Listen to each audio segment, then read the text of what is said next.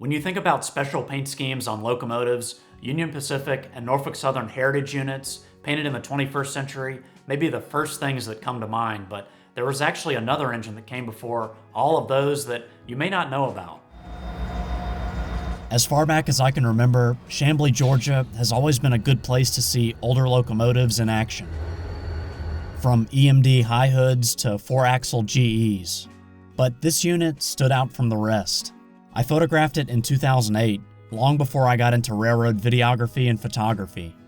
According to the website ns-9.com, in 1992, the Brotherhood of Locomotive Engineers, Southern Railway General Committee of Adjustment, asked Norfolk Southern to paint a commemorative Southern Railway locomotive.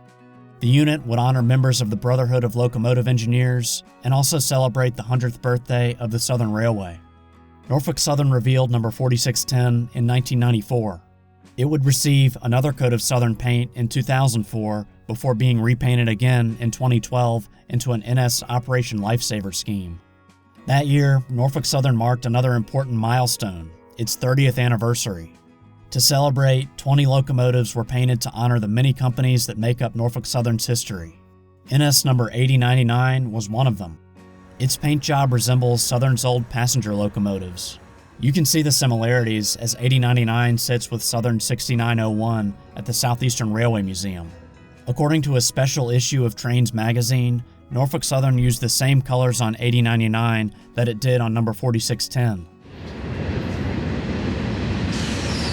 This newer heritage unit is an ES44AC with a modern wide-nose safety cab. And that wide nose made the old paint scheme easier to adapt to this engine. Looking at this HO scale Athearn roundhouse model, we can see number 4610 and EMD GP59 has an older standard cab. Southern's early diesels had a paint scheme similar to this one, but some of the most memorable engines to wear these colors were the company's streamlined passenger locomotives. Southern's other paint scheme is seen here on this specially painted SD40. It has the so-called tuxedo look. So perhaps you could call what was applied to number 4610 a what-if paint scheme, because it makes you wonder, what if the Southern Railway made it into the 1990s and beyond? Now, I'm calling number 4610 the original Norfolk Southern heritage unit, but there was actually another commemorative locomotive on a different railroad long before 1994.